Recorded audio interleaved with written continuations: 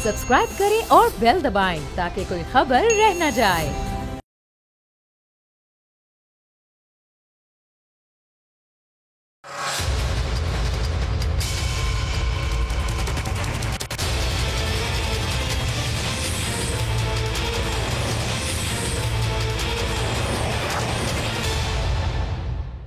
अस्सलाम वालेकुम, आप देख रहे हैं प्रोग्राम बस बहुत हो गया। मैं हूं अरबाब जहांगीर। तजवीज़ बमुकाबला तजवीज़, पीडीएम के कल होने वाले इजलास की अहमियत अब और भी ज्यादा बढ़ गई है। नून लीग ने पीपल्स पार्टी की तहरीक अदम एतमाद की तजवीज़ के जवाब में अपनी तजवीज़ बल्कि पूरा प्लान ऑफ एक्शन तैयार कर लिया है। नून लीग ये चाहती है कि 15 मार्च से इस्लामाबाद की तरफ लॉन्ग मार्च शुरू किया जाए, फिर वो लॉन्ग मार्च इस्लामाबाद पहुंचे, जहां पहुंचकर लॉन्ग मार्च को धरने में तब्दील कर दिया जाए और फिर यह धरना रमजान के आगाज यानी 12 अप्रैल तक जारी रहे और 12 अप्रैल को माह रमजान से सिर्फ एक रोज पहले उसमें एक माह का ब्रेक ले लिया जाए और यह धरना वक्ती तौर पर खत्म कर दिया जाए। फिर ईद के बाद दोबारा धरना शुरू किया जाए। इसके बाद पहले मरहले में कौमी असम्बली से मुस्ताफी होने का ऑप्शन इस्तेमाल किया जाए और फिर सबसे आखिर में अपोजिशन सूबाई असम्बलियों से इस्तीफे देने का ऑप्शन भी इस्तेमाल करे। ये तो है नून लीग की तजवीज़ और ये तजवीज़ आई है पीपल्स पार्टी की अदम एतमाद की तहरीक की तजवीज़ के मुकाबले में। पीपल्स पार्टी अपनी अदम एतमाद की तजवीज़ को लेकर बहुत पुरएतमाद है। बिलावल भुट्टो और आसिफ अली जरदारी को यकीन है कि अदम एतमाद की तहरीक के जरिए अपने मकासद को हासिल किया जा सकता है। कल का पीडीएम का इजलास पीडीएम के सरबरा मौलाना फजल रहमान का भी इम्तिहान साबित हो सकता है कि वो दोनों में से कौन सी तजवीज़ को पीडीएम की मुस्तकबिल की स्ट्रेटजी के तौर पर मंजूर करते हैं और कौन सी तजवीज़ कल के इस इजलास में रिजेक्ट होती है। और जिस पार्टी की तजवीज़ रिजेक्ट होगी फिर उसका क्या रद्द-ए-अमल होगा ये भी हमें देखना होगा। ये भी बड़ा इंपॉर्टेंट होगा कि फिर वो पार्टी पूरे यकीन के साथ क्या पीडीएम के साथ चलती है या नहीं। इस पूरी सूरत पर गुफील कबूल साहब पाकिस्तान पीपल्स पार्टी के सीनियर रहनुमा हमारे साथ मौजूद हैं। कुछ ही देर में मजीद मेहमान भी हमें ज्वाइन करेंगे। नबील कबूल साहब, बहुत शुक्रिया प्रोग्राम के लिए, आपने वक्त निकाला। अब कल आप अदम एतमाद की तहरीक पेश करेंगे पीडीएम के इजलास में। नून लीग भी अपनी तजावीज़ की पूरी तैयारी करके आ रही है। वो चाहते हैं लॉन्ग मार्च किया जाए 15 मार्च से और फिर रमज़ान का ब्रेक ले लिया जाए, रमज़ान के बाद फिर लॉन्ग मार्च हो। अब मौलाना साहब का कल बड़ा इम्तिहान नजर आ रहा है कि कौन सी तजवीज़ को वो पास करते हैं और कौन सी को फेल करते हैं। क्या कहेंगे नबील साहब? देखिए, कल का इजलास बड़ा इम्पोर्टेंट है और उसमें इम्पोर्टेंट फैसले होंगे। कल के इजलास में ज़ाहिर पीपल्स पार्टी की तरफ से ये एक ऑप्शन जो है हम उसके ऊपर डिबेट करेंगे कि वोट ऑफ नो कॉन्फिडेंस जो है उसके लिए नंबर्स ज़ाहिर मौलाना फजल रहमान साहब पूछ रहे हैं कि क्या क्या नंबर्स हैं, तो वो हम उनको नंबर्स बताएंगे कि हमारा स्ट्रेटजी क्या है। लेकिन एक ऐसी मीटिंग होगी जो मेरे ख्याल में बहुत सारे लोगों के दरमियान नहीं होगी, तो उस मीटिंग में ये जो लाएअमल तय करेंगे फाइनली उसके ऊपर अमल करेंगे। लेकिन दोनों ऑप्शन है, वोट ऑफ नो कॉन्फिडेंस पहले आ सकता है, लॉन्ग मार्च बाद में हो, या लॉन्ग मार्च पहले हो और वोट ऑफ नो कॉन्फिडेंस बाद में हो। लेकिन लास्ट ऑप्शन पे इस्तीफे का आएगा। इस्तीफे के ऊपर भी जो है, क्योंकि ये जो जिस तरह इम्प्रेशन दे रहे हैं कि इस्तीफे से हम लोग पीछे हट गए हैं, ऐसी कोई बात नहीं। इस्तीफे पे हम अभी तक कायम है, लेकिन इस्तीफा जो होगा वो बिल्कुल लास्ट ऑप्शन। अब नबील साहब, कल दोनों में से किस तजवीज़ का पल्ला भारी रहेगा? इस सवाल का जवाब मैं आपसे लेता हूं, लेकिन आप दिसंबर में इसी प्रोग्राम में हमारे साथ इसी वक्त मौजूद थे और आपने कहा था कि 4 फरवरी को ये मार्च शुरू होगा और 7 फरवरी तक इस्लामाबाद पहुंच जाएगा। वो पेशगोई आपकी बदकिस्मती से गलत साबित हो गई।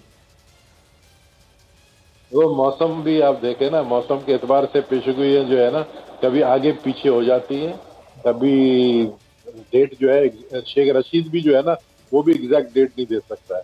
तो मैंने 3-4 फरवरी कहा था, 3-4 फरवरी में अहम ऐलान होने वाला, हो सकता है उसके एक हफ्ते के अंदर ही लॉन्ग मार्च शुरू हो जाए। लेकिन एक लॉन्ग मार्च रमजान से पहले होगा। रमजान तो अप्रैल में है, अभी 2 महीने हैं, उससे पहले ही लॉन्ग मार्च होगा। रमजान उससे पहले ही लॉन्ग मार्च होगा। और नबील साहब, जब मौसम की आप बात कर रहे हैं तो ये सियासी मौसम की तरफ आपका इशारा है या वो जो कुदरत का मौसम होता है उसकी जानिब आप बात कर रहे हैं? यानी मौसम की सर्दी की शिद्दत इतनी थी कि इसलिए अपोजिशन ने थोड़ा डिले कर दिया।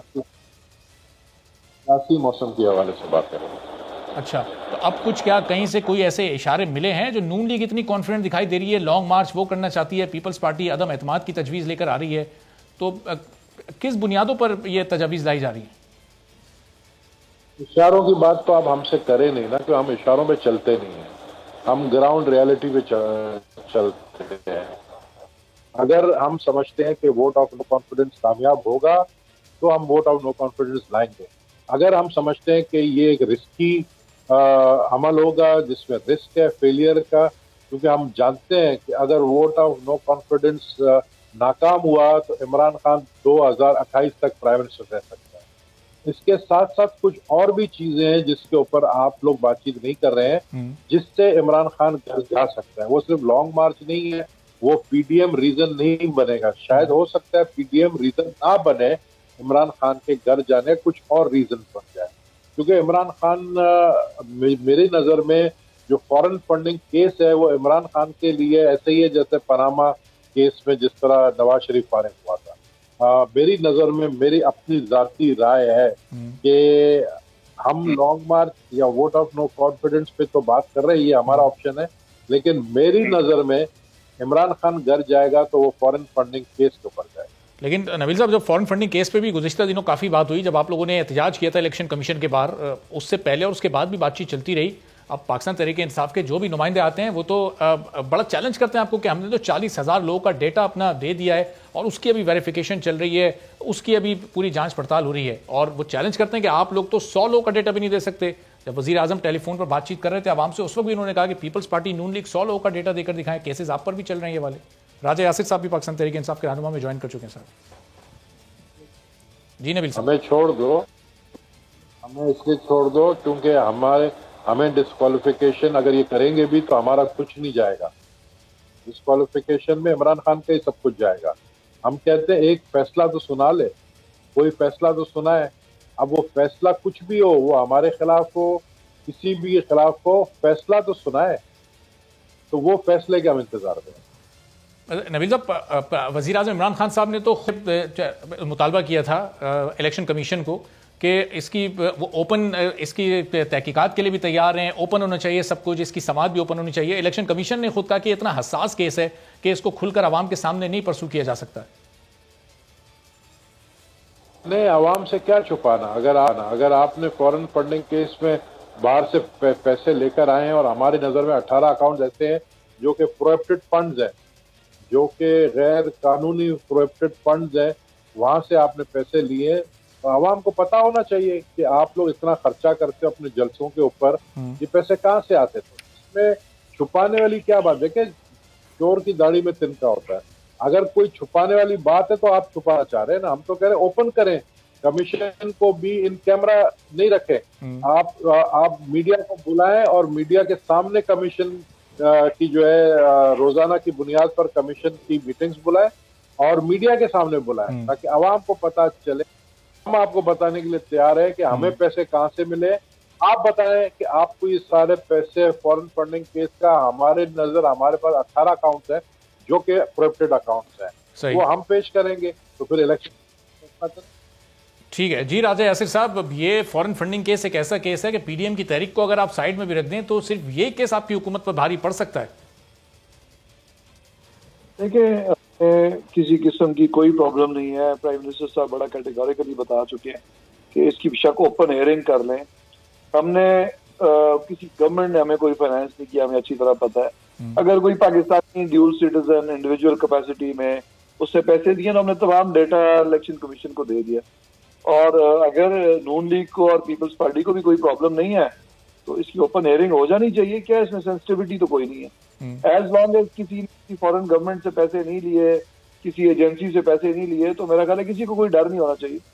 और हमारा स्टैंड तो बड़ा क्लियर है कि हम तो चाहते हैं कि दूध का दूध पानी का पानी हो जाए, कोई हमें इसमें डर। लेकिन राजा साहब, आपके ऊपर जो केस है और जो इन लोगों के ऊपर केस है उनमें फर्क यह है कि आपके ऊपर केस आपके एक अपने पुराने मेंबर ने किया जो बानी मेंबर थे अकबर एस बाबर साहब, और इन लोगों पर केसेस आप लोगों ने रिएक्शनरी तौर पर किए हैं। उस आपके अपने ऊपर केस बना तो आपने इन पर भी केस कर दिया। जो अकबर एस बाबर साहब हैं वो मेरा ख्याल है एक नफसियाती मरीज बन चुके हैं, और बहुत पहले, आज नहीं, ये कोई 8-10 साल हो गए हैं, उस वक्त से जब उनको एक जो उनकी डिजायरेबल पोजीशन थी नहीं मिली, तो तब से वो एक इसका शिकार है। और मेरा ख्याल है कि इमरान खान साहब ने उनको उनकी औकात से ज्यादा इज्जत दी थी उस वक्त, और मैं भी तब पार्टी में एक जूनियर मेंबर था, तो हमें भी ये लगता था कि ज़ाहिर एक छोटी पार्टी थी और जो लोगों की इतनी वक़्त नहीं होती थी वो भी कई दफा ऐसी पोजीशंस पे आ जाते थे, तो उन्होंने सिर्फ अपनी औकात दिखा रहे हैं और उनको कोई प्रॉब्लम नहीं है। सही। तो नबील कपूर साहब, जब ये केस इतना इंपॉर्टेंट केस था कि सिर्फ इसकी सूरत में, इसके नतीजे की सूरत में हुकूमत आगे पीछे हो सकती थी, तो फिर ये इतनी बड़ी तहरीक, 11 जमातें एक साथ हुई, 6 बड़े बड़े जलसे किए, मुतादिद रैलीज आप लोग कर रहे हैं, आगे लॉन्ग मार्च करने का इरादा रखते हैं, फिर इतना सब कुछ क्यों किया? जो 19 जनवरी को जो एहतजाज किया था इलेक्शन कमीशन के बाहर, वही बार बार करते रहते, इस केस का फैसला होता, आपकी तहरीक कामयाब हो जाती है। इतनी तैयारी और इतनी जोरदार तहरीक चलाने की क्या जरूरत थी फिर? ये तहरीक का ये भी एक हिस्सा था तहरीक का कि हम चाह रहे थे कि इलेक्शन कमीशन का जो फर्ज है वो उसके ऊपर अपना फैसला दे। मुझे एक चीज बताएं कि पीटीआई क्यों बार बार रोक रही है इलेक्शन कमीशन को वर्डिक्ट देने में। मुझे एक बार बताएं कि बीआरपी पे स्टे क्यों लगाया गया। मुझे एक बार बताएं कि परवेज खटक ने ये क्यों कहा कि अगर मैं चाहूं तो इमरान खान की हुकूमत गिर सकती है, लेकिन उसके एहसानात है मेरे ऊपर। बहुत सारी चीजें हैं, वो सब खुल कर ये सामने आएंगी। मैं इमरान खान देखे, इमरान खान को मैं हमेशा एक मशवरा देता था जब मैं उनके साथ दोस्ती मेरी रही है काफी पुरानी, लेकिन जब से वो प्राइम मिनिस्टर हो गए उसके बाद से ज़ाहिर है हमारी सियासी मुखालफत है। मैं उनको हमेशा एक मशवरा देता हूँ कि देखें, इतनी हद मत पार करें, इतने आगे तक मत जाएं जहां से आपका वापसी मुमकिन ना हो। क्योंकि इमरान खान एक सियासी शख्सियत, इमरान खान जेल बर्दाश्त नहीं कर सकता है, इमरान खान सख्तियां बर्दाश्त नहीं कर सकता है। ये एक बड़ा गंदा गेम है सियासत। इसमें जो है ना, एक दूसरे को टारगेट बनाते हैं इसके अपने जाती मफाद के लिए, और जब टारगेट बनाते हैं तो फिर ये दूसरा अगला जो है वो ये नहीं सोचता है कि आज मैं टारगेट हूं, कल को कोई और टारगेट बन सकता है। तो ये सियासी विक्टिमाइजेशन के मैं सख्त खिलाफ हूं कि आप अपने ओपोनेंट्स को सियासी विक्टिमाइजेशन आप करें, जो कि इमरान खान अभी कर रहा है। तो ये चीजें गलत है। यानी आप सोचो कि राना सनाउल्लाह के ऊपर जो इतना बड़ा केस डाल दिया हेरोइन का, जो कि साबित नहीं हुआ, उससे कितनी शर्मिंदगी हुई इनके लिए। इसके अलावा और सारे केसेस हैं जो नैब रोजाना नोटिस भेज रहा है। ये सारी चीजें देखें, म्यूजिकल चेयर है सियासत। आज इसके रगड़े में ओपोनेंट्स आए, ऑपोजिशन के लोग हैं, कल को आप आ सकते हैं। अच्छा नबील साहब, वो तो परवेज खटक साहब के बयान का आपने हवाला दिया, तो परसों ये बयान आया और कल ये, इसको आप हुस्न इत्तेफाक ही समझेंगे? कल बीआरटी केस में पाकिस्तान तहरीक इंसाफ की हुकूमत को रिलीफ भी मिल गया, परवेज खटक साहब का एक दिन पहले बयान आना और दूसरे दिन ये रिलीफ मिलना, ये इत्तेफाक ही है ना महज? इत्तेफाक नहीं है, वो जो धमकी दी थी, धमकी के बाद फौरन रिएक्शन हुआ। बात यह है कि ये लोग डर बड़े जल्दी जाते हैं, धमकियों से डरते बहुत है। अब परवेज खटक ने, ज़ाहिर है परवेज खटक जो है बीआरटी में इन्वॉल्व है और उसके ऊपर नैब का रेफरेंस चल रहा है। और वो राजा साहब आ रहा हूँ मैं आपकी तरफ, रुकिएगा जरा। जी आप जी नबील साहब आप कंप्लीट कर लीजिए, फिर राजा साहब की तरफ जाऊंगा। बीआरटी का केस जो है वो खुल चुका है और उसके ऊपर वर्डिक्ट एनी डे आने वाला है। तो परवेज खटक को खतरा था अपने लिए, उसने एक धमकी आमेज बात कर ली, दूसरे दिन उसको रिलीफ मिल गया। तो ये चीज नहीं होना चाहिए ना कि आप अपने लोगों को तो आप रिलीफ दें और ऑपोजिशन के लोगों को रगड़ा दें, तो ये तो बर्दाश्त नहीं हो सकता। सही जी राजा साहब, परवेज खटक साहब का परसों बयान आता है, कल बीआरटी को एक तरह से क्लीन चिट मिल जाती है, जबकि चेयरमैन नैब खुद एक तकरीब में कह चुके कि बीआरटी के खिलाफ उन्होंने रेफरेंस तैयार कर लिया है। फिर अब उनके बयान को, वो जो 2019 दिसंबर में उन्होंने दिया था, उसको किस तनाजुर में देखा जाए कल का ये हुक्म सामने आने के बाद? देखें, पहले तो ये चीज क्लैरिफाई होनी बड़ी जरूरी है, बड़े सीनियर लीडर है नबील साहब, कि परवेज खटक साहब की बात को आउट ऑफ कॉन्टेक्स्ट कोट किया जा रहा है। अच्छा। उन्होंने कतन ये नहीं कहा कि मैं गवर्नमेंट चाहूं तो गिरा दूं। वो बात ये कर रहे थे कि उनकी अपनी गांव में, क्योंकि वो खड़े हुए थे, अपनी जुबान में बात कर रहे थे, उनको लोगों को समझा रहे थे कि मैं इतना पावरफुल हूं कि मैं ये कर सकता हूं। पर एक्चुअली उसका जो कॉन्टेक्स्ट था पूरी गुफ्तगू का, उसमें वो यही कह रहे थे कि इमरान खान साहब की जो वैल्यू है, जो उनके पर्सनल बातें भी हैं और जो एज ए कौम के लिए भी हैं, उसमें जितनी इंपॉर्टेंस है उसमें वो कभी भी ये रोल प्ले नहीं करेंगे।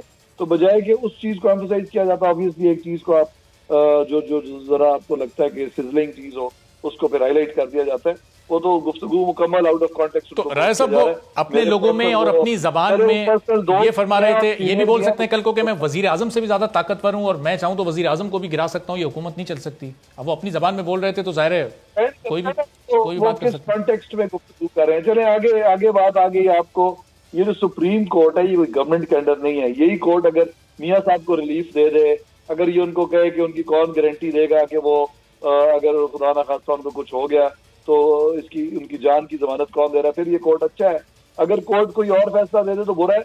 देखिए, हमें कोर्ट्स को इस तरह किसी को भी, चाहे वो हमारी पार्टी हो या कोई और हो, कंट्रोवर्शियल करने की जरूरत नहीं है, क्योंकि कई फैसले हमारे खिलाफ आते हैं, कई हक में आते हैं।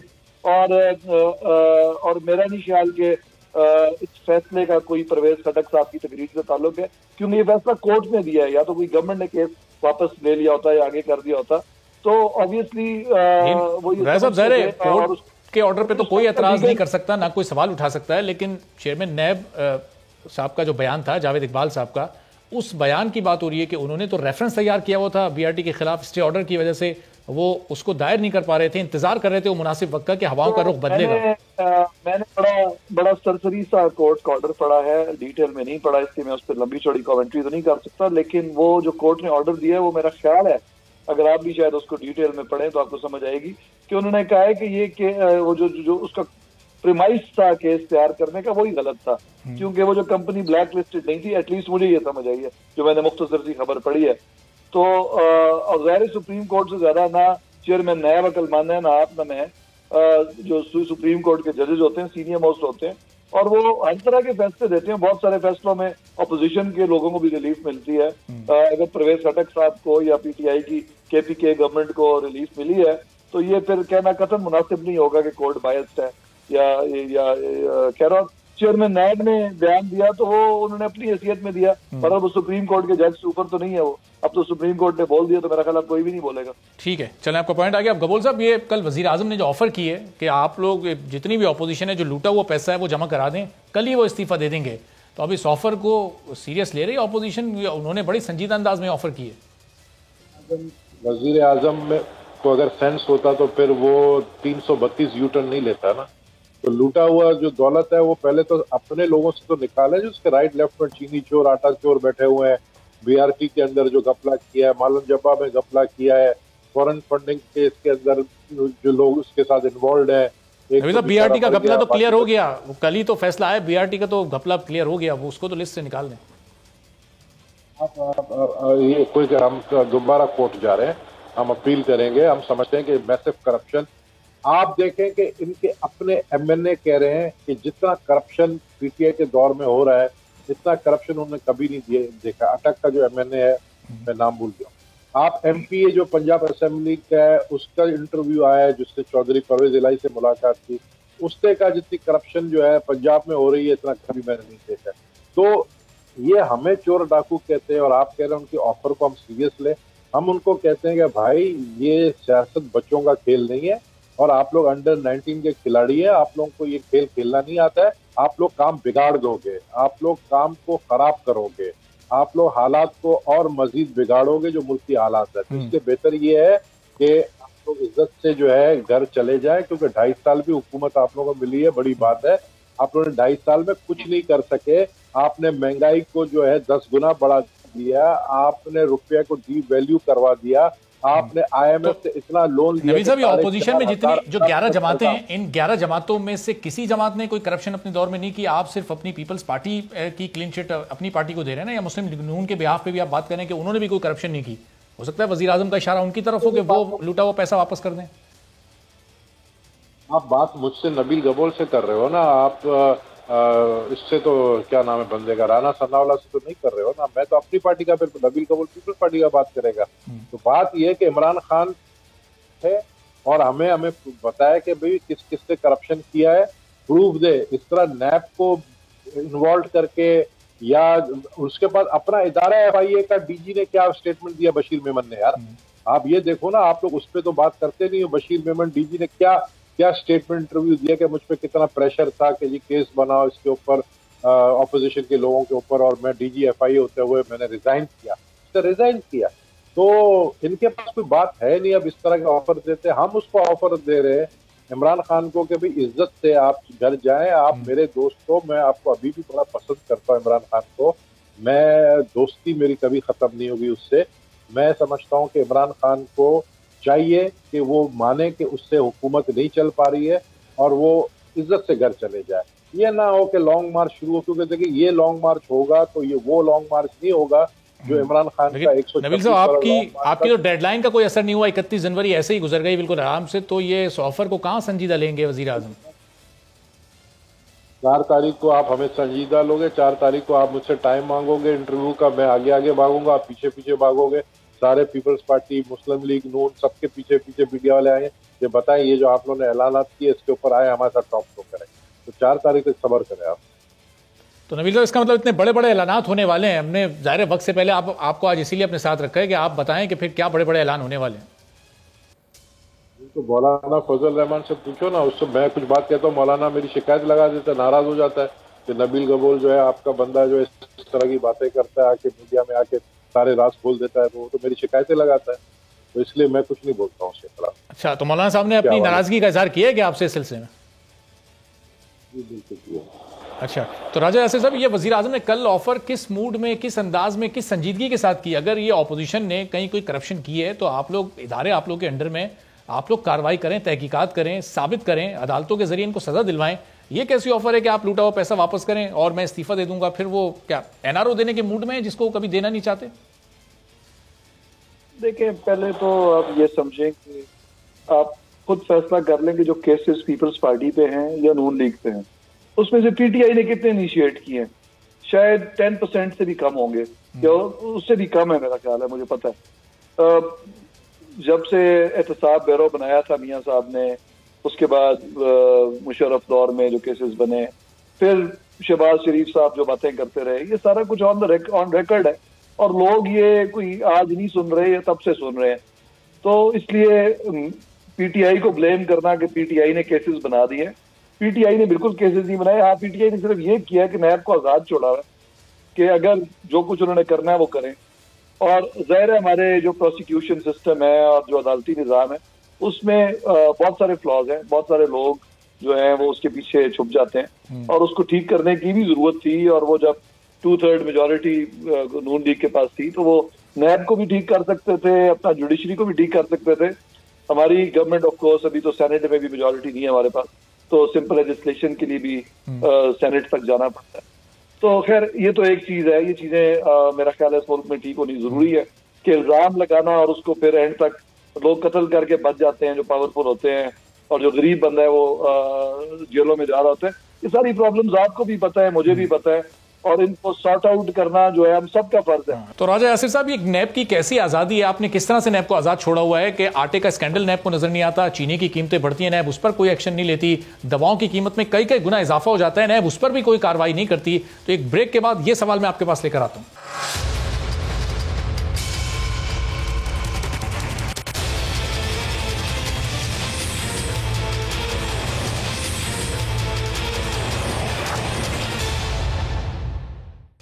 प्रोग्राम में एक बार फिर आपको खुशामदीद कहते हैं। पीपल्स पार्टी से नबील गबोल साहब हमारे साथ मौजूद हैं, राजा यासिर साहब पाकिस्तान तहरीक इंसाफ की नुमाइंदगी कर रहे हैं। तो राजा साहब, ब्रेक से पहले ये सवाल मैंने आपके सामने रखा था कि नैब की कैसी आज़ादी है, कैसा आपने आज़ाद छोड़ा हुआ है कि ना नैब को आटे का स्कैंडल नजर आता है, ना चीनी का स्कैंडल नजर आता है, ना दवाओं की बढ़ती हुई कीमतें नजर आती हैं। वो जो पैसा आवाम की जेब से निकल कर जाता है उसकी रिकवरी के लिए तो नैब ने आज तक कोई एक कदम भी नहीं उठाया। किस तरह की आज़ाद है नैब? जी नहीं, बिल्कुल नैब ने ना सिर्फ कदम उठाती भी है बल्कि कॉग्निजेंस लेती है चीजों की। दवाइयों की कीमतें भी जो बढ़ी उसको भी उन्होंने स्टडी किया, और जब उनको पता चला कि उसमें किसी किस्म की माली करप्शन इन्वॉल्व नहीं थी, जो कि अभी तक अगर होती तो सामने वो ले आते इंक्वायरी, तो उन्होंने इनिशियल प्रोब तो लॉन्च की थी उस पर, और मैक्सिमम जो है वो किसी किस्म की उनको उसमें कंस्पिरेसी नजर नहीं, दैट्स व्हाई केस आगे नहीं चला। और केस जो है वो मजीद आपकी आमतौर पर गवर्नमेंट जाती है उसके बाद भी बनते हैं, तो इसलिए अगर कोई टीटीआई में भी करप्शन कर रहा है तो वो ये नहीं समझे कि वो बच जाएगा। और मैं ये समझता हूँ आटा और चीनी स्कैंडल में और भी है, आटा और चीनी स्कैंडल में नैब ने क्या कदम उठाया? आटा स्कैंडल हो, चीनी स्कैंडल हो, उसमें जो भी कोई इन्वॉल्व है उसको हमने नहीं बचा के रखा हुआ। नैब अपना काम इंडिपेंडेंटली कर रही है। आमतौर पर केसेस ये जो बने हैं, जब बीबी की गवर्नमेंट खत्म हुई तो उसके बाद नेक्स्ट टेन्योर में बने, जो नवाज शरीफ पे केसेस बने हैं वो फिर उससे अगले टेन्योर में बने। तो ये चीजें जो हैं, ये केसेस हमने तो बनाए नहीं। इसी तरह जब पीटीआई की गवर्नमेंट खत्म होगी तो उसके बाद जब जो भी नेक्स्ट गवर्नमेंट आएगी, ऑब्वियसली शायद उस दौर में बहुत सारी चीजें खुल जाए अगर जो कोई कर रहा है। तो मैं उस किसी ऐसे बंदे को डिफेंड नहीं करूंगा जो करप्शन में इन्वॉल्व है, ना प्राइम मिनिस्टर साहब करेंगे ना मैं करूंगा। और मैं ये भी नहीं कह रहा कि तमाम फरिश्ते जो है वो इकट्ठे हो गए किसी एक पार्टी में। हर पार्टी में हर किस्म के लोग होते हैं, और ऑनेस्ट लोग भी होते हैं, करप्ट लोग भी आ जाते हैं, और इसमें और इदारों का काम यही है कि उन लोगों को छाने, अलग करे। और फर्क सिर्फ ये है कि इनकी टॉप लीडरशिप पे क्वेश्चन मार्क्स हैं। हमारे इमरान खान के ऊपर तो कोई सुप्रीम कोर्ट तक ये गए और सुप्रीम कोर्ट ने उनको सादिक और अमीन करार दिया। तो ये बुनियादी फर्क है। तो तमाम पॉलिटिकल पार्टीज में वही पॉलिटिकल लोग हैं जिनको ये अंडर 19 की कह रहे हैं, उनमें से अक्सरियत, मैं आपको कहूँ मेरा खानदान गुज़िश्ता 100 साल से पॉलिटिक्स कर रहा है, तो तमाम सियासी लोग ही हैं पीटीआई में भी और दूसरी पार्टीज में पहले रह रहे हैं।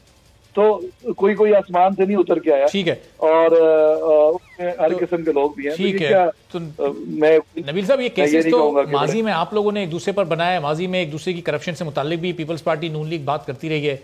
आज अब आप दोनों एक इत्तेहाद में एक साथ हो गए, तो अब इस हुकूमत को आप ब्लेम कर रहे हैं कि ये एक तरफा एहतसाब आपके खिलाफ कर रही है, और दवाओं वाले उसका करप्शन का जो आप लोग इल्ज़ाम लगाते हैं स्कैंडल की, राजा साहब ने वजाहत कर दी कि उसमें तो कोई माली करप्शन नैब को नहीं मिली है।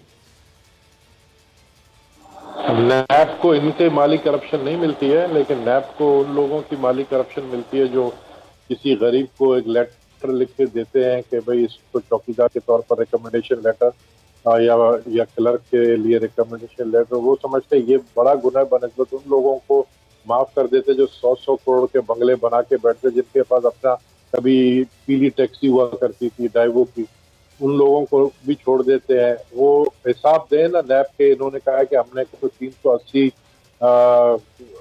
करोड़ रुपए, शायद 380 करोड़ का इन्होंने कहा है कि हमने रिकवरी की है। तो हम कहते हैं 400 अरब की रिकवरी हुई है। ये तो यकीन नहीं आता कि 400 अरब की है। मैं अगर होता प्राइम मिनिस्टर, मैं कहता 400, मैं इमरान खान को ये मैसेज दे रहा हूँ, इमरान खान को चाहिए कि ये 400 अरब चेयरमैन नैब को बोले, रखे टेबल के ऊपर और बताए कि देखो ये फिला चोरों से, डाकुओं से मैंने निकाला है, इनको नंगा करे, दिखाएं दुनिया को ये करप्ट लोग हैं, इन्होंने ये पैसे इन्होंने किए अपना करप्शन और हमने रिकवरी की है। ये 400 अरब कोई मामूली अमाउंट नहीं है। 400 अरब रुपए मेरे ख्याल में 2 बड़े घरों के अंदर भी फिट नहीं आ सकते कैश मनी। आप दिखाएं, चोरों को मीडिया के सामने लाए, बताते, अब उनको छुपाते हैं, आप उनको फेवर दे रहे हैं, और आप प्रोफेसरों को, वाइस चांसलरों को, उनको गरीबों को जो है कटहरे में खड़ा करते हैं, कोर्ट में हथकड़ी लगा के लेकर आते हैं। लोग जो है हथकड़ी में बेचारे जो है मरे पड़े हुए, उनकी लाशों की वीडियो निकल के आई है। तो इमरान खान करे ना ऐसा यार, मैं तो कहता हूँ मैं साथ दूंगा, कसम खुदा की मैं साथ दूंगा। अगर मेरे अपने पार्टी के लोग, मेरे ऊपर कोई करप्शन का केस निकलता है, करप्शन, वो पैसे बताए दुनिया और बोले ये भाई करप्शन फैलाने ने किया, ये फैलाने ने किया, ताकि वो नंगे तो हो सबके सामने। अब सिर्फ बातें करने से कुछ नहीं होता भाई। सही। तो राजा साहब, ये बनाया ना इनको इबरत का निशान, जिनसे आपने ये रिकवरी की है, यानी नैब ने की है, जाहिर है दौरे हुकूमत आपका है तो जिम्मेदारी आपकी भी बनती है। और कितने बड़े बड़े लोगों से, जिन बड़े बड़े ऑपोजिशन के रहनुमाओं पर आप लोग इल्जाम लगाते हैं, उनसे कितनी रिकवरी हुई है आज तक?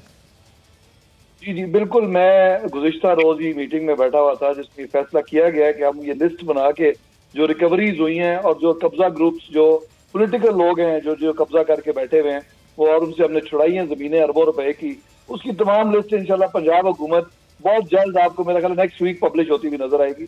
हमारा क्योंकि पहले पार्टी की पॉलिसी ये थी कि किसी किस्म की पब्लिक मनी जो है वो इस तरह के कामों में स्पेंड ना की जाए, लेकिन मेरा ख्याल है ये ज़ाहिर ऐड देना है तो मैं अपने पास से तो नहीं दे सकता, तो लेकिन ये गवर्नमेंट की मेरा ख्याल अब जिम्मेदारी बन गई है कि एक्सपोज करें इनको। जहाँ से रिकवरी हुई है उनके नाम भी आने चाहिए, आएंगे इंशाल्लाह। मैं आपको बिल्कुल गारंटी दे रहा हूँ यहाँ पे ऑन रिकॉर्ड, क्योंकि मेरे सामने ये फैसला हुआ है। तो बहुत जल्द आपको ये नाम जिनसे हमने रिकवरीज की हैं इंशाल्लाह ये नजर आएंगे, हर जगह पे अखबारों में भी छपे हुए नजर आएंगे और आप अपने चैनल्स पे भी शेयर करेंगे इंशाल्लाह। सही। अच्छा नबील साहब, ये सेनेट में पीपल्स पार्टी से किस किस को आप लेकर जा रहे हैं? यूसुफ रजा गिलानी साहब को चेयरमैन सेनेट के तौर पर आसिफ अली जरदारी साहब देख रहे हैं, तो पीडीएम के साथ तमाम जमातें मिलकर सेनेट इलेक्शन लड़ने जा रही हैं, या फिर ये अलग-अलग ही आप लोगों ने इलेक्शन लड़ना है? ये भी फैसला 4 तारीख को होगा। हमने ये एक राय दी है कि अगर हम मिल के लड़ेंगे तो हमारी सीटें पीटीआई से ज्यादा निकल सकती है, क्योंकि ये आपको पता है इलेक्शन पॉइंट्स के ऊपर भी होता है सेनेट का इलेक्शन। फर्स्ट वोट भी काउंट होता है, सेकंड वोट भी काउंट होता है। तो हम समझते हैं अगर हम मिल के लड़ेंगे तो एक दूसरे से पॉइंट्स लेंगे तो हमारे ज्यादा सेनेटर्स मुंतखब होकर आएंगे। अब आपने ये यूसुफ रजा गिलानी वाली बात की है, मुझे नहीं पता किसने आपको बताया, मुझे इसके बारे में कोई इल्म नहीं है। अब वो साबिक वजीर आजम रहे हैं, पता नहीं वो चेयरमैन सेनेट बनना चाहते हैं नहीं चाहते, लेकिन ये कि अभी तक ये मुझे नहीं पता ये फैसला हुआ है। साहब, आज तमाम चैनल्स पे सारा दिन ये खबर चलती रही है, खुद हमारे टीवी चैनल पर भी ये खबर चली है, तो आपकी नजर से नहीं गुजरी हाल बनी? आप लोगों ने ऐसे चला है ना, ऐलान तो नहीं किया किसी ने। अच्छा, तो राजा साहब आप अब क्या एक्सपेक्ट कर रही है पाकिस्तान तहरीक इंसाफ इस वक्त? ये वो इलेक्शन है सेनेट इलेक्शन के जिसके बाद आपकी अक्सरियत हो सकती है सेनेट में, तो अब कितनी सीटें आप लोग इस वक्त लेने की आप लोग को एक्सपेक्टेशन है कि हासिल कर पाएंगे? और अगर पीडीएम एक साथ जमा होकर इस इलेक्शन को लड़ती है तो कितना डेंट डाल सकती है वो आपकी सीटों पर? ऑब्वियसली एक सिंध है, वहां पे तो पीपल्स पार्टी की ऑब्वियसली मेजोरिटी है और मेरा ख्याल है नून लीग की सीट शायद एक आधी होगी या है ही कोई नहीं, आई डोंट नो। तो मैं नहीं समझता कि इकट्ठे हो जाएं तो कोई ज्यादा फर्क पड़ता है सिंध में। पंजाब में पीपल्स पार्टी की बहुत कम सीट्स हैं, ऑब्वियसली अगर ये समझते हैं कि नून के साथ इश्तराक से एक आध सीट का फर्क पड़ सकता है तो शायद डालें, लेकिन बहुत ज्यादा लंबा चौड़ा फर्क नहीं पड़ेगा। हम भी अपने जो इत्तेहादी हैं उनके साथ मिलकर लड़ रहे हैं तो उसमें कोई हर्ज नहीं है।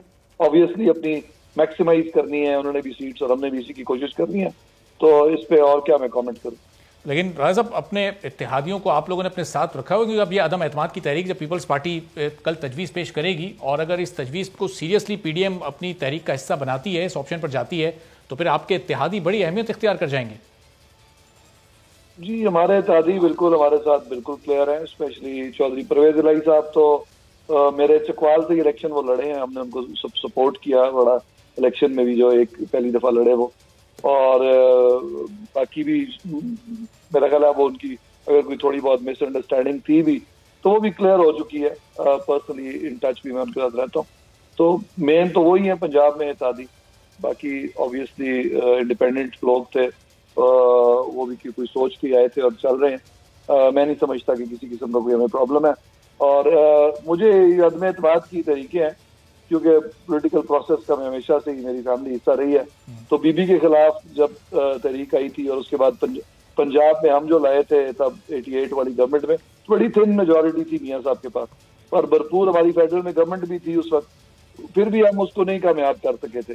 तो तरीके अदम एतमाद को कामयाब करना, और नून लीग के भी बहुत सारे लोग डिसटेंटेड हैं, ठीक है हमारी पार्टी के भी एक आध हैं, लेकिन सिर्फ हमारी के नहीं है उनके भी हैं, और वो तकरीबन इक्वलाइज हो जाती हैं चीजें। तो मैं नहीं समझता कि इससे कुछ होने वाला है तरीके अदम एतमाद से। और हाँ, पीपल्स पार्टी ने रास्ता ठीक इख्तियार किया है कि आपको आइन के मुताबिक ही चलना चाहिए, और मैं समझता हूँ कि किसी गैर आइनी तरीके से हुकूमत हटाने से बेहतर है कि जो आइनी तरीका है उसको इख्तियार किया जाए। अगर वो आइनी तरीके से कर सकते हैं तो उनका राइट है, इसमें कोई एतराज क्या हो सकता है। सही है। तो गबूल साहब अगर इस ऑप्शन पे जाते हैं तो फिर क्या काफ लीग या एमक्यूएम, किससे आपको ज्यादा उम्मीदें हैं कि आपकी साइड पे वो आ सकती है? चूंकि अगर इस तहरीक को कामयाब करना है, इस ऑप्शन पर जाना है, तो फिर इनमें से एक का आपके साथ आना बहुत जरूरी है। देखें, अगर चेयरमैन बिलावल ने ये बात की है तहरीक अदम एतमाद की, तो जाहिर है कहीं से कोई उनको सहारा मिला होगा ना, क्योंकि अकेला पीपल्स पार्टी या मुस्लिम लीग नून के पास तो नंबर्स नहीं है ना, जेयूआई के पास है, तो हमें इनके एलाइज छोड़ने पड़ेंगे, कहीं से कोई सहारा आसरा मिला होगा। तो मैं समझता हूँ कि 4 तारीख को जो पीडीएम की मीटिंग है उससे अलग एक मीटिंग भी होगी, उसमें बताया जाएगा कि कहाँ से मिला है, मुझे भी नहीं पता है, तो मैं इस पर कोई कमेंट नहीं कर सकता। चलें, बहुत बहुत शुक्रिया नबील कबूल साहब। राजा यासिर साहब हमारे साथ मौजूद थे, और नबील कबूल साहब ये कह रहे थे 4 तारीख का इजलास बहुत अहमियत इख्तियार कर गया है। कल के इजलास के बाद ही सूरत हाल वाज़ेह हो सकेगी कि पीडीएम की अब आगे क्या स्ट्रेटजी है। अभी एक ब्रेक लेते हैं, ब्रेक के बाद जब वापस आएंगे तो फिर कोरोना की वैक्सीनेशन का बाकायदा आगाज़ अब हो चुका है। पहली वैक्सीन पाकिस्तान में और कराची में भी अब ये लग चुकी है, और इसी पर गुफ्तगू की एक ब्रेक के बाद।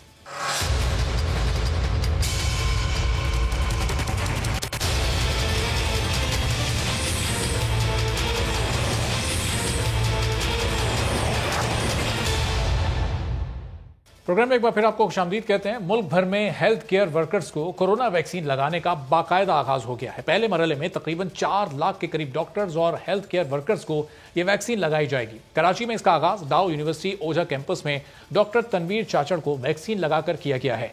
बोल की नुमाइंदा मरियम हसन ने वैक्सीन लगने के बाद डॉक्टर तनवीर चाचड़ से गुफ्तगू की है। उनकी क्या गुफ्तगू रही, आइए देखते हैं। जी हाँ, देखिए बिल्कुल कोरोना वैक्सीनेशन के पहले मरहले का आज बाकायदा आगाज़ हो चुका है। डाउ ओझा कैंपस में वज़ीर आला सिंध मुराद अली शाह ने इसका बाकायदा इफ्तिताह कर दिया है, और आज जो सबसे पहले जिनको वैक्सीन लगी है डॉक्टर तनवीर अहमद चाचड़, वो इस वक्त हमारे साथ मौजूद हैं। वैक्सीन लगे हुए इनको तकरीबन आधे घंटे से ज़ायद का अरसा हो चुका है। हम इनसे जानते हैं कि किस किस्म के खौफ व हिरास का ये शिकार थे, और वैक्सीन लगाने के बाद जो है कि क्या किसी किस्म की अलामत जो है वो शो हुआ है। नहीं जी, मैं जिस तरीके से आया था वैक्सीनेशन के लिए, अपने आप को वॉलंटियर किया था मैंने, और मैं जिस तरीके से नॉर्मल आया था, still I am feeling as normal as I was. और लेकिन मैं ये सबसे रिक्वेस्ट करूँगा कि इस वैक्सीन का जो मैंने फील किया है, मुझे तो अभी तक कोई साइड इफ़ेक्ट नहीं आया। वैसे नॉर्मली देखें, बच्चों को वैक्सीन्स लगती हैं, दूसरों को लगती हैं, उसमें कभी फ्लू या temperature for a time being आता है। अगर वो हुआ भी तो ये इसका कोई इस तरह बड़ा साइड इफ़ेक्ट नहीं है। अदरवाइज़ मैं नहीं समझता कि इसका कोई साइड इफ़ेक्ट है।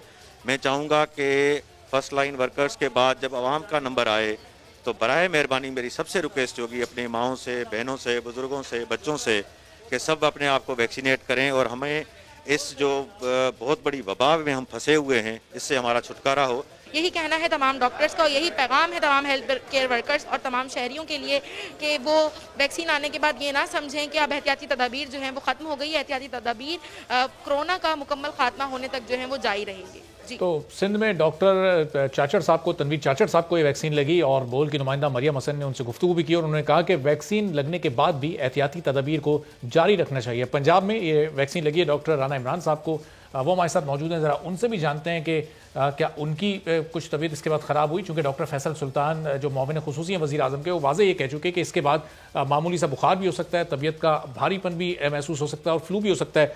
डॉक्टर इमरान साहब अस्सलाम वालेकुम, वेलकम करेंगे आपको अपने प्रोग्राम में। आपने वैक्सीन लगवाई, उसके बाद पूरा दिन आपका खैरियत से गुजरा, कैसी तबीयत है आपकी अब? वालेकुम अस्सलाम जी, अल्हम्दुलिल्लाह तकरीबन 30 घंटे हो गए हैं मुझे वैक्सीन लगे हुए। अच्छा। लेकिन अल्हम्दुलिल्लाह मुझे किसी किस्म का कोई साइड इफेक्ट नहीं हुआ है, ना कोई बुखार है, ना कोई बॉडी एक्स है। ये कुछ लोगों में होते हैं, ज्यादातर लोगों में नहीं होते हैं। अच्छा डॉक्टर इमरान साहब, 2 रोज पहले फिर यास्मीन राशिद साहिबा बड़ी सीनियर डॉक्टर हैं, वो कह रही थी कि ये वैक्सीन जो भी लगवाए वो अपनी जिम्मेदारी पर लगवाए। फिर उनके इस बयान से थोड़ा खौफ फैल गया था लोगों में, सोशल मीडिया पे भी बड़ा डिस्कस हुआ। क्या इसके सीवियर साइड इफेक्ट्स हैं जो अपनी जिम्मेदारी पर लोग लगवाएं डरते डरते? देखिए, मैंने वो उनका स्टेटमेंट जो है वो नहीं सुना है, लेकिन अगर इस तरह का कोई स्टेटमेंट मौजूद है भी तो बीइंग ए डॉक्टर हमें पता है कि हम बचपन से जब पैदा होता है बच्चा तो उस वक्त से हम बच्चों को वैक्सीन लगवाना शुरू करते हैं। और मेरा ख्याल है कि बच्चा हमारा 2 या 3 दिन का होता है जब हम उसको पहले MMR और दूसरी वैक्सीन जो है वो लगवाते हैं। और हम सारों को पता है, जो लोग पेरेंट्स हैं उन सबको पता है कि इसमें बच्चे को मामूली बुखार वगैरह हो सकता है, जो कि प्रीडोमिनेंट फीचर है। तो मेरा ख्याल है कि इसमें डरने की जरूरत नहीं है और कोई इस तरह के ऐसा सीरियस साइड इफेक्ट मौजूद नहीं है इस किस्म की वैक्सीन से। अच्छा डॉक्टर इमरान साहब, ये साइनोफार्म वैक्सीन आपको लगी है, अब इसका असर कितने महीने या कितने सालों तक रहेगा और कब तक आपको ये अगली वैक्सीन की जरूरत नहीं पड़ेगी? कोरोना से आप मुकम्मल तौर पर महफूज हो गए? सर जो है ये बहुत सारी बातें जो है वो कबल वक्त है। अच्छा। हमें जो की है कि कल हमारे ऑनरेबल प्राइम मिनिस्टर साहब ने ये भी बताया था और बड़ा कैटेगरी इसको ऑन एयर किया गया था कि हमें SOPs को फॉलो करना है और हमें मास्क को जो अपनी बॉडी बना के अपने लिबास रख। बहुत शुक्रिया। डॉक्टर इमरान साहब हमारे साथ मौजूद थे अभी और बता रहे थे कि ये वैक्सीन उनको लगी है, 30 घंटे हो चुके हैं और अभी तक उन्हें कहीं कोई साइड इफेक्ट्स ऐसे महसूस नहीं हुए। डॉक्टर अनीला सदफ मेंगल साहब हमारे साथ मौजूद हैं और इन्होंने भी इस वैक्सीन को लगवाया। डॉक्टर साहब, आपको कहीं कोई साइड इफेक्ट महसूस हुए ऐसे? चूंकि ये बताया गया था कि मामूली सा बुखार भी हो सकता है इसको लगवा के, फिर डॉक्टर यास्मीन राशिद साहबा कह रही थी कि साइड इफेक्ट्स कुछ भी हो सकते हैं, इसलिए अपनी जिम्मेदारी पर इसको लगवाया जाए। आप क्या महसूस कर रही हैं अभी? देखिए, हमें भी सुबह को लगी थी 12 बजे, तो अभी तक हमें कोई साइड इफेक्ट हुआ नहीं है ना। अच्छा। और ना ही इंजेक्शन साइट पे कोई एब्सेस वगैरह या और कोई बात नहीं हुई। बिल्कुल नॉर्मल लाइफ है, जैसे हम पहले थे वैसे ही, वैक्सीनेशन के बाद भी वैसे ही है। अच्छा, और अब इसके बाद क्या SOPs को जिस तरह से पहले फॉलो कर रहे थे इस वैक्सीनेशन के बाद भी वैसे ही फॉलो करना है, या अब थोड़ा सा रिलैक्स आप लोग हो गए कि अब वैक्सीन तो लग चुकी है, अब आप लोग महफूज हो गए कोरोना से? नहीं, जब तक इम्यूनिटी बने तब तक तो हमें SOPs को फॉलो करना पड़ेगा, वही हमें मास्क वगैरह पहनना पड़ेगा। और इसका सेकेंड डोज जो है वो 21 डेज के बाद लगेगा। अच्छा, 21 डेज बाद इसका सेकेंड डोज लगेगा। तो ये 2 डोज में तमाम डॉक्टर्स को लगाई जा रही है या फिर उसके बाद कोई थर्ड डोज भी होगा इसका? बस इसके 2 ही डोजेज हैं, उसमें इंशाल्लाह ताला हमारी इम्यूनिटी बन जाएगी। अच्छा, तो डॉक्टर साहब अभी भी आप लोगों को SOPs को उसी तरह से फॉलो करना है, तो फिर इस वैक्सीनेशन का फायदा क्या है? जब तक वो इम्यूनिटी नहीं बन पा रही उस वक्त तक SOPs फॉलो करनी है, फिर उसके बाद नहीं करनी? उसके बाद भी देखें इसका जो प्रोटेक्शन है वो 80% है, ठीक है ना। तो जब तक हमारी एंटीबॉडीज बन जाए तब तक तो हमें SOPs को फॉलो करना पड़ेगा। अच्छा, और इन 2 डोजेस के बाद फिर आप लोग कितने पीरियड के लिए सिक्योर हो जाएंगे? कब तक ये वैक्सीन इफेक्टिव रहेगी? फिर उसके बाद नेक्स्ट वैक्सीन आपको कब लगवानी पड़ेगी?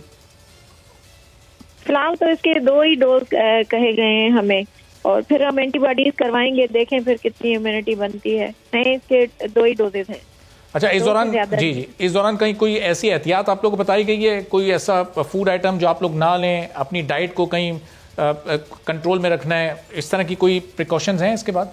नहीं, ऐसी कोई चीज नहीं है। नॉर्मल लाइफ गुजारनी है जैसे पहले गुजारते थे।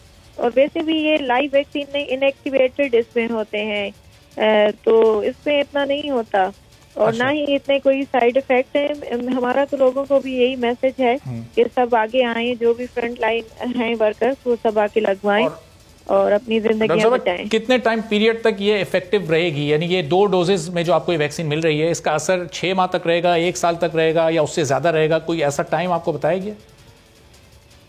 ये मुझे कंफर्म नहीं है। आई थिंक लाइफ लॉन्ग होगी। बहुत शुक्रिया। डॉक्टर अनिला सदफ मेंगल हमारे साथ मौजूद थी और बता रही थी कि इस वैक्सीनेशन के बाद कोई खास एहतियाती तदाबीर उन्हें नहीं करनी है, लेकिन कोरोना की SOPs को अभी भी उन्हें मुस्तकिल बुनियादों पर फॉलो करने हैं। और अब आगे बढ़ते हैं और आपको ये बताते हैं कि ऐसा लगता है कि माहौलियात के तहफ़्फ़ुज़ के लिए हुकूमत की कोशिशें अब नतीजा खेज साबित हो रही हैं, क्योंकि पाकिस्तान मौसमियाती तब्दीलियों के खतरे से 2-4 ममालिक में 5वें से 8वें नंबर पर आने में कामयाब हो गया है। माहिरीन इसका क्रेडिट वजीर आजम इमरान खान के बिलियन ट्री सुनामी मंसूबे को दे रहे हैं। 2013 के इलेक्शन के बाद तहरीक इंसाफ की खैबर पख्तूनख्वा में सूबाई हुकूमत आई तो माहौलियाती तब्दीलियों के असरात को कम करने के लिए सूबाई हुकूमत ने शजरकारी की मुहिम बिलियन ट्री सुनामी का मंसूबा बनाया और इमरान खान ने 2015 में खैबर पख्तूनख्वा में बिलियन ट्री सुनामी मंसूबे का इफ्तिताह किया, जिसके तहत सूबे भर में 1 अरब दरख्त लगाए गए। इमरान खान जब 2018 में वजीर आजम बने तो उन्होंने बिलियन ट्री सुनामी को पूरे मुल्क में फैलाने का ऐलान किया और मुल्क भर में 10 अरब दरख्त लगाने का हदफ मुकर्रर किया। और पहली बार पाकिस्तान में किसी हुकूमत ने शजरकारी के ऐसे मंसूबे का ऐलान किया। क्या कहा था वजीर आजम ने, ये आप सुनिए। और इस अहम मसले पर वज़ीर आज़म इमरान खान ने सिर्फ मुल्क में ही बात नहीं की, इसको बड़ी संजीदगी से लिया और अक़वाम मुत्तहिदा की जनरल असम्बली से अपने पहले खिताब में भी माहौलियाती तब्दीली जैसे अहम मसले पर दुनिया की तवज्जो उन्होंने दिलाई और पाकिस्तान समेत दुनिया भर में इसके असरात पर अपने खदशात से सबको आगाह किया। अक़वाम मुत्तहिदा की जनरल असम्बली से खिताब में इस मौजू पर इमरान खान का क्या कहना था, ये भी आप सुन लीजिए। क्योंकि माहिरीन के मुताबिक गुज़िश्ता चंद सालों में जंगलात की गैर कानूनी कटाई उरूज पर रही, जिससे मजमूई तौर पर मुल्क भर में जंगलात का रकबा तेजी से कम होता जा रहा है और पाकिस्तान का शुमार अब दुनिया के उन ममालिक में दूसरे नंबर पर है जहां जंगलात तेजी से खत्म हो रहे हैं। जर्मन वॉच की जानिब से जारी करदा ग्लोबल क्लाइमेट इंडेक्स में बताया गया है कि पाकिस्तान मौसमियाती बदलाव के खतरे से 2-4 ममालिक में अब 8वीं पोजीशन पर आ गया है। रिपोर्ट में यह भी बताया गया है कि साल 2000 से 2019 तक तूफान, सैलाब और हीट वेव से मुतालिक शदीद मौसमी वाक़यात के असरात से ममालिक और खित्ते किस हद तक मुतासिर हुए हैं। 2019 में भी पाकिस्तान मौसमियाती खतरे से 2-4 ममालिक की फहरिस्त में 8वें नंबर पर था, लेकिन 2020 में पाकिस्तान 5वें नंबर पर आ गया था। इस साल पाकिस्तान की सूरत हाल में बेहतरी आई है, मगर इसके बावजूद पाकिस्तान मौसमियाती तब्दीलियों के खतरे से 10 ममालिक में शामिल है और ग्लोबल क्लाइमेट इंडेक्स रिपोर्ट में यह मुतनब्बे किया गया है कि हेटी, फिलिपाइन और पाकिस्तान जैसे ममालिक तवील मुद्दती इंडेक्स और रवां साल के लिए इंडेक्स में मुसलसल सबसे ज्यादा मुतासरा ममालिक में शामिल हैं।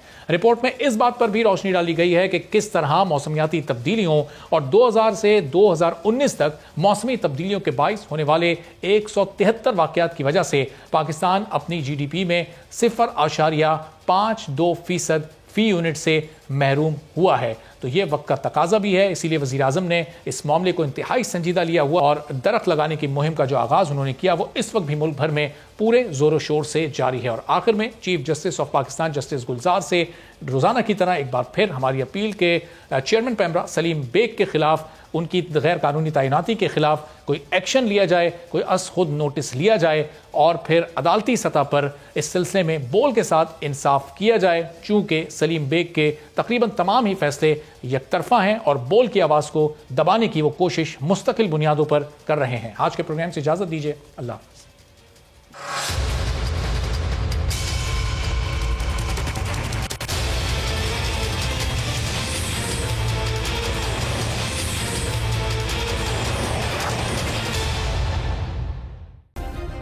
सब्सक्राइब करें और बेल दबाएं ताकि कोई खबर रह न जाए।